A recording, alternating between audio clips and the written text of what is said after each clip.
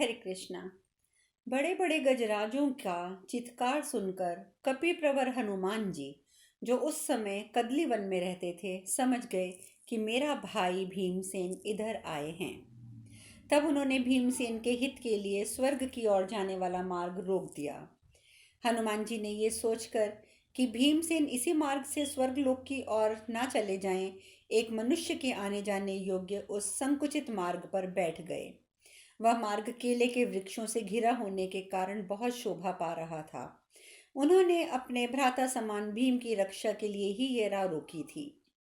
कदली one में आए हुए पांडुनंदन भीमसेन को इस प्रकार मार्ग पर आने के कारण किसी से शाप या तिरस्कार ना प्राप्त हो जाए, ये विचार करके ही कपि प्रवर हनुमान जी उस वन के भीतर स्वर्ग का रास्ता रोककर सो गए। उस समय उन्होंने अपने शरीर को बड़ा कर लिया था। निद्रा के वशीभूत होकर जब वे जम्भाई लेते तो इंद्र की ध्वजा के समान ऊंचे और विशाल लंगूर को फटकारते उस समय वृक्ष की घड़घड़ाहट के समान आवाज होती थी। वह पर्वत उनकी पूंछ की फटकार से उस महान शब्द को सुनकर कंदरा रूपी मुखों द्वारा सब और प्रतिध्वनित के रूप में दोहराता था, मानो कोई सांड जोर जोर से गर्जना कर रहा हो। पूंछ के फटकारने की आवाज से वह महान पर्वत हिल उठा। उसके शिखर झूमते से जान पड़ते थे और वह सब ओर से फूट फूट कर बिखरने लगा। वह शब्द मतवाले हाथी के चिंघाड़ने की आवाज भी दबाकर विचित्र पर्वत शिखरों पर चारों ओर फैल गया। उसे सुनकर भीमसेन के रोंगटे खड़े हो गए और उसके कारण को ढूंढने के लिए वे उस केले के बगीचे में घूमने लगे। उस समय विशाल भुजाओं वाले भीमसेन ने कदली वन के भीतर ही एक मोटे शिलाखंड पर लेटे हुए वानर राज हनुमान जी को देखा। विद्युत्पात के समान चकाचौंध पैदा करने के कारण उनकी ओर देखना अत्यंत कठिन हो रहा था। उनकी अंग कांति गिरती हुई बिजली के समान पिंगल वर्ण की थी। उनका गर्जन तर्जन वज्रपात की घड़घड़ाहट के समान था। वे विद्युत्पात के सदृश चंचल प्रतीत होते थे। उनके कंधे चौड़े और पुष्ट थे, अतः उन्होंने बाह के मूल भाग को तकिया बनाकर उसी पर अपनी मोटी और छोटी ग्रीवा को रखकर छोड़ा था, जिसके शरीर का मध्य भाग एवं कटी प्रदेश पतला था। उनकी लंबी पूंछ का अग्रभाग मुड़ा हुआ था। उनकी रोमावली घनी थी और वह पूंछ ऊपर की ओर उठकर फहराती हुई ध्वजा सी सुशोभित हो रही थी। उनके होंठ छोटे थे, जीभ और मुख का रंग तांबे के समान था। कान भी लाल रंग के ही थे और भौहें चंचल हो रही थी। उनके खुले हुए मुख में श्वेत चमकते हुए दांत और दाढ़ें अपने सफ़ेद और तीखे अग्रभाग के द्वारा अत्यंत शोभा पा रही थी। इन सब के कारण उनका मुख किरणों से प्रकाशित चंद्रमा के समान दिखाई देता था।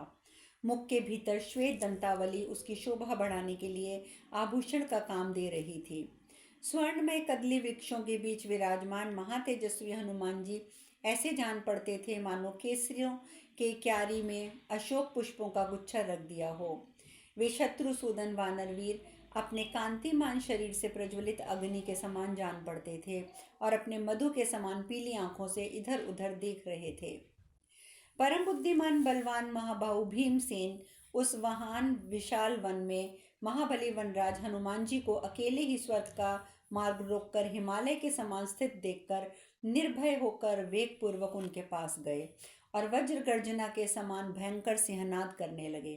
भीमसेन के उस सिंहनाद से वहां के मृग और पक्षी थर्रा उठे। तब महान धैर्यशाली हनुमान जी ने आंखें खोलकर अपने मधुपिंगल नेत्रों द्वारा अवहेलना पूर्वक उनकी ओर देखा और उन्हें निकट पाकर उनसे मुस्कुराते हुए कहा। हनुमान जी बोले, भाई, मैं तो रोगी हूँ, यहाँ सुख से सो रहा था, तुमने मुझे क्यों जगा दिया? तुम समझदार हो, तुम्हें सब प्राणियों पर दया करनी चाहिए। हम लोग तो पशु योनि के प्राणी हैं, अतः धर्म की बात नहीं जानते, परंतु मनुष्य बुद्धिमान होते हैं, अतः वह सब जीवों पर दया करते हैं। किंतु पता नहीं तुम्हारे जैसे बुद्धिमान लोग धर्म का नाश करने वाले और मन, वाणी और शरीर को भी दूषित कर देने वाले क्रूर कर्मों में कैसे प्रवृत्त होते हैं। तुम्हें धर्म का बिल्कुल ज्ञान नहीं है। मालूम होता है तुमने विद्वानों की सेवा नहीं की है। मंद बुद्धि होने के कारण अज्ञानवश तुम यहाँ के मृगों को कष्ट पहुँचाते हो। बोलो, कौन हो तुम? इस वन में तुम क्यों और किस लिए आए हो? यहाँ ना तो कोई मानवीय भाव है, न मनुष्य का ही प्रवेश है। पुरुषेश, ठीक ठीक बताओ, तुम आज इधर कहाँ तक आए हो और कहाँ जाना है? यहाँ से आगे तो पर्वत अगम्य है, इस पर चढ़ना किसी के लिए भी अत्यंत कठिन है। वीर, सिद्ध पुरुषों के सिवा और किसी की यहाँ गति नहीं है। यह देवलोक का मार्ग है जो मनुष्य के लिए सदा अगम्य है। वीरवर, मैं दयावश ही तुम्हें आगे जाने से रोकता हूँ, मेरी बात सुनो। देखो, यहाँ से आगे तुम किसी प्रकार जा नहीं सकते, इस बात पर विश्वास करो। मानव शिरोमणि, आज यहाँ सब प्रकार से तुम्हारा स्वागत है। ये अमृत के समान मीठे फल फूल खाकर यहीं से लौट जाओ, अन्यथा व्यर्थ ही तुम्हारे प्राणों पर संकट आ जाएगा। नरपोंग, यदि मेरा कथन हित कर जान पड़े तो उसे अवश्य मानो। इस प्रकार महाभारत वन पर्व के अंतर्गत तीर्थ यात्रा पर्व में लोमश तीर्थ यात्रा के प्रसंग में भीमसेन का कतली वन में प्रवेश विषयक 146वां अध्याय पूर्ण हुआ। वैशंपायन जी आगे कहते हैं, जन्मेजय, उस समय परम बुद्धिमान वानर राज हनुमान जी का ये वचन सुनकर शत्रुसूदन वीरवर भीमसेन ने इस प्रकार कहा। भीमसेन बोले, आप कौन हैं और किस लिए वानर रूप धारण कर रखा है? मैं ब्राह्मण के बाद का वर्ण हूँ, मैं क्षत्रिय हूँ और मैं आपसे आपका परिचय पूछता हूँ। मेरा परिचय इस प्रकार है, मैं चंद्रवंशी क्षत्रिय हूँ। मेरा जन्म कुरुकुल में हुआ है। माता कुंती ने मुझे गर्भ में धारण किया था। मैं वायुपुत्र पांडव हूँ। मेरा नाम भीमसेन है। कुरुवीर भीमसेन का यह वचन मंद मुस्कान के साथ सुनकर वायुपुत्र हनुमान जी ने वायु के ही पुत्र भीमसेन से इस प्रकार कहा। हनुमान जी बोले, भैया, मैं वानर हूँ, तुम्हें तुम्हारी इच्छा के अनुसार मार्ग नहीं दूंगा। अच्छा तो ये होगा कि तुम यहाँ से लौट जाओ, नहीं तो तुम्हारे प्राण संकट में पड़ जाएंगे। भीमसेन ने कहा, वानर, मेरे प्राण संकट में पड़े या कोई और दुष्परिणाम भोगना पड़े, इसके विषय में तुमसे मुझे कुछ नहीं पूछना है। उठो और मुझे आगे जाने का रास्ता दो। ऐसा होने पर तुमको मेरे हाथों से किसी भी प्रकार का कष्ट नहीं उठाना पड़ेगा। हनुमान जी बोले, भाई, मैंने कहा ना, मैं रोग से कष्ट पा रहा हूँ, मुझ में उठने की शक्ति नहीं है। यदि तुम्हें अवश्य जाना है तो मुझे लांग कर चले जाओ। भीमसेन ने कहा, निर्गुण परमात्मा समस्त प्राणियों के शरीर में व्याप्त होकर स्थित है। वे ज्ञान से ही जान में आते हैं। मैं उनका अपमान या उल्लंघन नहीं करूँगा। यदि शास्त्रों के द्वारा मुझे उस भूतवान भावन भगवान के स्वरूप का ज्ञान ना होता तो मैं तुम ही को क्या, इस पर्वत को भी इसी प्रकार लांग जाता जैसे हनुमान जी समुद्र को लांग गए थे। यह सुनकर हनुमान जी बोले, नरश्रेष्ठ, मैं तुमसे एक बात पूछना चाहता हूँ। यह हनुमान कौन था जो समुद्र लांग गया था? उसके विषय में यदि तुम कुछ कह सको तो कहो। यह सुनकर भीमसेन ने कहा, वानर प्रवर, हनुमान जी मेरे बड़े भाई हैं। वे अपने सद्गुणों के कारण सबके लिए प्रशंसनीय हैं। वे बुद्धिमान, बल, धैर्य और उत्साह से युक्त हैं। रामायण में तो उनकी बड़ी ख्याति है। वे वानर श्रेष्ठ हनुमान जी श्री रामचंद्र जी की पत्नी सीता जी की खोज करने के लिए 100 योजन विस्तृत समुद्र को एक ही छलांग में लांग गए थे। वे महापराक्रमी वानरवीर मेरे भाई लगते हैं। मैं ही उन्हीं के समान तेजस्वी, बलवान और पराक्रमी हूँ तथा युद्ध में मैं तुम्हें भी परास्त कर सकता हूँ। उठो और मुझे रास्ता दो तथा आज मेरा पराक्रम अपनी आंखों से देख लो। यदि मेरी आज्ञा नहीं मानोगे तो मैं तुम्हें यमलोक पहुंचा दूंगा। वैशंपायन जी कहते हैं, जन्मेजय, भीमसेन को बल के अभिमान से उन्मत्त और अपनी भुजाओं के पराक्रम से घमंड में भरा हुआ जान हनुमान जी ने मन ही मन उनका उपहास करते हुए इस प्रकार कहा। हनुमान जी बोले, अनग, मुझ पर कृपा करो। बुढ़ापे के कारण मुझ में उठने की शक्ति नहीं रह गई है, इसीलिए मेरे ऊपर दया करके इस पूंछ को हटा दो और निकल जाओ। वैशंपायन जी कहते हैं, जन्मेजय, हनुमान जी के ऐसा कहने पर अपने बाहुबल का घमंड दिखाने वाले भीमसेन मन ही मन उन्हें बल और पराक्रम से हीन समझ रहे थे और भीतर ही भीतर उन्होंने ये संकल्प किया कि आज मैं इस बल और पराक्रम से शून्य वानर को वेग पूर्वक इसकी पूंछ पकड़कर यमराज के लोक में भेज देता हूँ। ऐसा सोचकर उन्होंने बड़ी लापरवाही दिखाते हुए मुस्कुराते हुए अपने बाएं हाथ से उस महाकपि की पूंछ पकड़ी, किंतु वे तो उसे हिला डुला भी ना सके। तब महाबली भीमसेन ने उनकी इंद्रधनुष के समान ऊंची पूंछ को दोनों हाथों से उठाने का प्रयत्न किया, परंतु ये क्या, दोनों हाथ लगा देने पर भी वे उसे उठा ना सके। फिर तो उनकी भौहें तन गईं, आंखें फटी सी रह गईं, मुखमंडल की भ्रुकुटी स्पष्ट दिखाई देने लगी, सारे अंग पसीने से तर हो गए, फिर भी भीमसेन हनुमान जी की पूंछ को किंचित भी हिला ना सके। यद्यपि श्रीमान भीमसेन उस पूंछ को उठाने में सर्वथा समर्थ थे और उनके लिए ये कोई बहुत प्रयत्न का कार्य भी नहीं था, तथापि वे सफल न हो सके।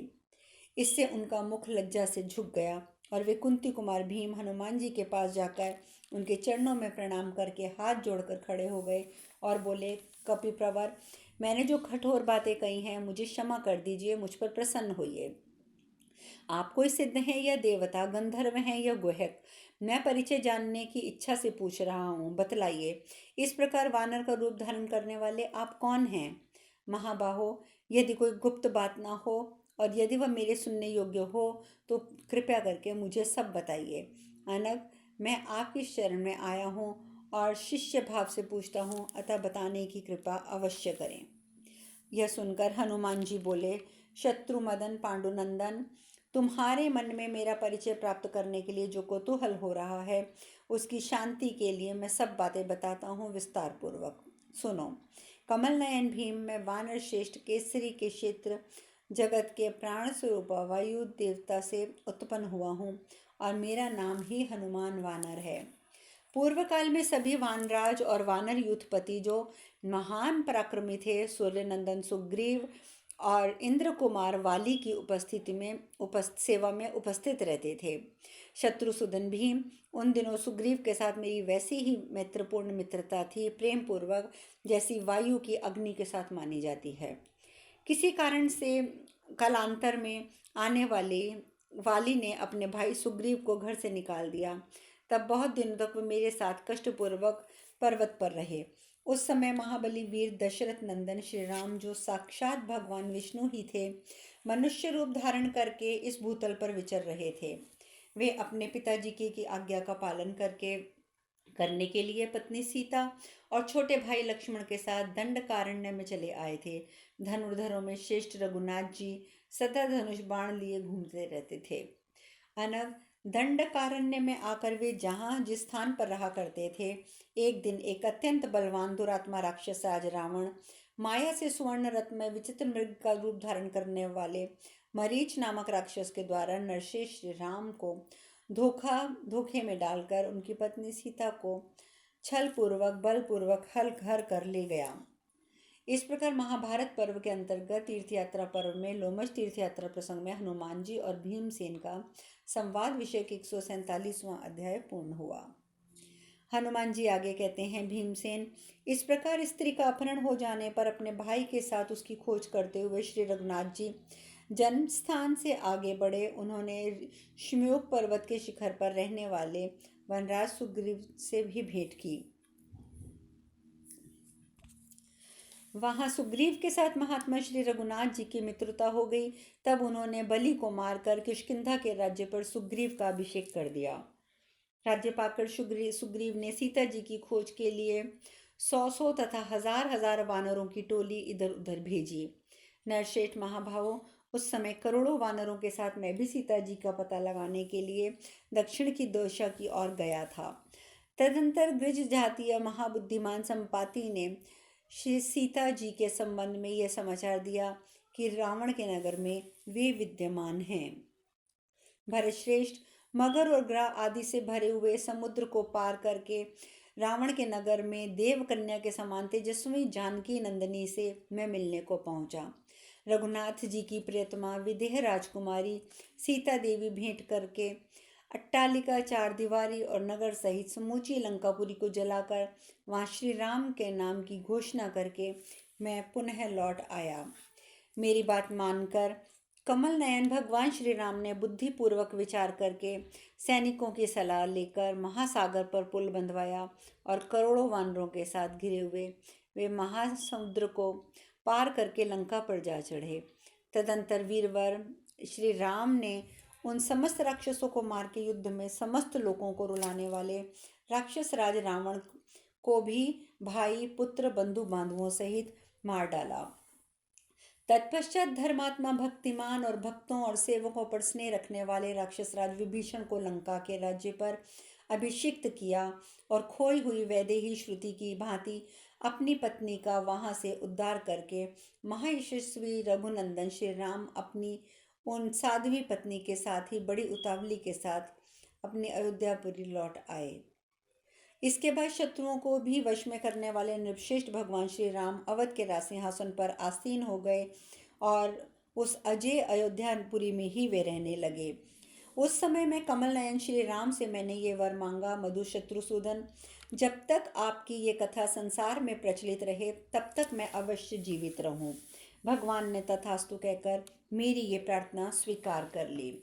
शत्रुओं का दमन करने वाले भीमसेन, श्री सीता जी की कृपा से यहाँ रहते हुए मुझे इच्छानुसार सदा दिव्य भोग प्राप्त हो जाता है।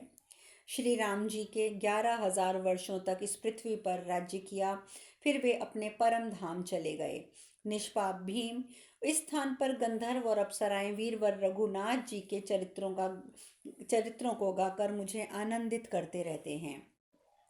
कुरुनंदन, ये मार्ग मनुष्यों के लिए अगम्य है, अतः इस देव से सेवित पथ को इसीलिए मैंने तुम्हारे लिए रोक दिया था। इस मार्ग से जाने पर तुम्हारा कोई तिरस्कार ना कर दे, कोई शाप ना दे दे, क्योंकि ये दिव्य देव मार्ग है, इस पर मनुष्य नहीं जाते हैं। भरत, तुम जहाँ जाने के लिए आए हो वह सरोवर तो यहीं है। इस प्रकार श्री महाभारत वन पर्व के अंतर्गत तीर्थ यात्रा पर्व में लोमश तीर्थ यात्रा के प्रसंग में हनुमान जी और भीमसेन का संवाद नामक 148वां अध्याय पूर्ण हुआ। शेष कथा कल। हरे कृष्णा।